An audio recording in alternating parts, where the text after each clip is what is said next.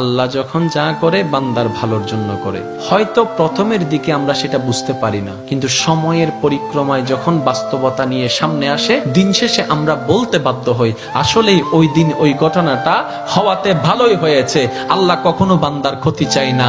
আল্লাহ যদি ক্ষতি চাইতেন সকালের নামাজ না পড়ার কারণে কান্না করে দিতে পারতেন, যদি আল্লাহ ক্ষতি চাইতেন দুপুরে নামাজ না পড়ার কারণে ল্যাংড়া করে দিতে পারতেন।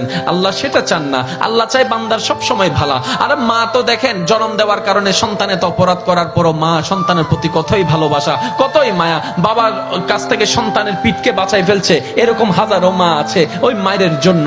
কিন্তু আল্লাহ পাক রব্বুল আলামিন বান্দার উপর কতটুকু ভালোবাসে দিয়েছেন সেটা আমরা বান্দারা বুঝতে পারি নাই বলে শয়তানের ফাঁদে বারবার পা দিয়ে আটকাই যাচ্ছি। মনে রাখবেন, মনের মধ্যে কথাটা বসাই ফেলবেন, আল্লাহ যখন যা করে বান্দার ভালোর জন্য করে।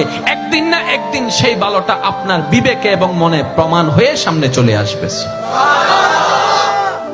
আমি বুঝাতে চাচ্ছি আমাদের সাথে সবচেয়ে কানেকশন কার বেশি ভালো থাকতে হবে, বান্দা হিসেবে আল্লাহর, উম্মত হিসেবে নবী রাহমাতুল্লিল আলামিনের। এখানের ভিতর যে কেউ চাইলে জীবন সাজাই ফেলতে পারবে। আমি বলছি যে কেউ, anybody, you can do it, not impossible. Because impossible শব্দটাকে যদি একদম ভালো করে গভীরভাবে দেখেন, সেখানের ভিতর আপনি আশ্চর্যভাবে একটা জিনিস দেখবেন। ইম্পসিবল একটু যদি ডিফাইন করেন, ভাগ করেন, দেখবেন I am possible. Impossible, possible কে আলাদা রাখেন, আই এম কে আলাদা রাখেন। I am possible. ইম্পসিবল শব্দটাই আপনাকে জানান দিচ্ছে আমি অসম্ভব নই, যদি রবের রহমত থাকে আমি তোমার জন্য সম্ভব। বিদেশে যাওয়ার আগে আপনার এলাকায় দেখেন টিকিট চলে আসছে, ভিসা চলে আসছে, টিকিটের টাকা নেই। অনেক ছিল, কেমনে কেমনে টাকার ব্যবস্থা হয়েছে, সে বিদেশ চলে গিয়েছে। এখানে অনেক ব্যবসায়ী আছে, ব্যবসা শুরু করার সময় সেই পরিমাণ টাকা ছিল না, কেমনে কেমনে ব্যবসা শুরু হয়েছে। এটা কেমনে কেমনে, রব বলে এটা কেমনে কেমনে নয়, একটু আমার দিকে তাকা, এমনে এমনে এমনে এমনে এমনে এমনে। তাহলে আপনার কাছে যদি আপনার রব থাকে, আপনার টেনশন কি? আপনার দুই নম্বরই করার তো কোনো দরকার। এই রমজানকে সামনে রেখে অনেকে দ্রব্যমূল্যের দাম বাড়ানোর জন্য কত চালাকি করছে, গুদামজাত করছে। আমি তাদের উদ্দেশ্যে শ্রদ্ধার সাথে একটা কথা বলবো, ভাইয়া জীবনে হয়তো অনেক করেছেন, আপনি এই কারণেই করছেন 2টা টাকা 5টা টাকা লাভ বেশি হবে। তো এই সেক্টরে না হয় আপনার 10,000 টাকা 10 কোটি টাকা লাভ হলো, অন্য সেক্টরে যদি 20,000 কোটি টাকা খরচ হয়ে যায় তখন কি করবে? কারণ জগতের মানুষ সবাই জানে যে অন্যের জন্য গর্ত করে সে গর্তে সে নিজেই পতিত হয়, এই কথা নিয়ে কারো কোনো দ্বিমত নেই। যে অন্যের কষ্টের কারণ হয় সে নিজের জীবনে কষ্টকে দাওয়াত দেয়, এই কথা নিয়ে কারো কোনো দ্বিমত নেই।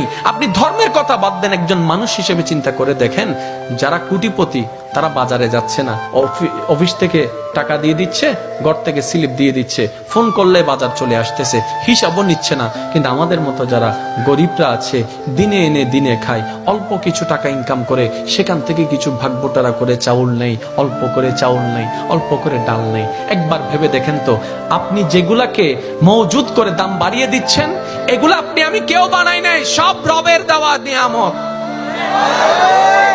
আমরা ধান রোপণ করেছি, ওইটাকে ধান বানিয়ে দিয়েছেন রব। আমরা বীজ বপন করেছি, গাছ বানিয়ে দিয়েছেন রব। আর একটু জোরে বলেন না সুবহানাল্লাহ। আমরা যেগুলা গুদামজাত করছি সব রবের দেয়া নিয়ামত, আর রব দিয়েছেন শুধু তার বান্দাদের জন্য।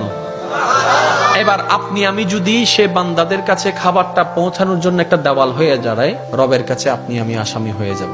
আমি শ্রদ্ধার সাথে বলবো, আপনার যা দরকার আপনার রব আপনাকে দিবে, আপনি শুধু অন্তর থেকে সবার কাছে খাবারটা পৌঁছায় দেন। হয়তো আপনার দুনিয়াবি ক্ষেত্রে 2টা পয়সা লস হবে, কিন্তু অন্যদিকে দেখবেন আপনার রব আপনাকে আরো 10 গুণ বাড়াই দিবে। কিভাবে? মানজা বিল হাসানাতে ফালাহু আশরু আমসালিহা। যে রবের জন্য 1 দেয়, রব তাকে বিনিময়ে 10 দেয়।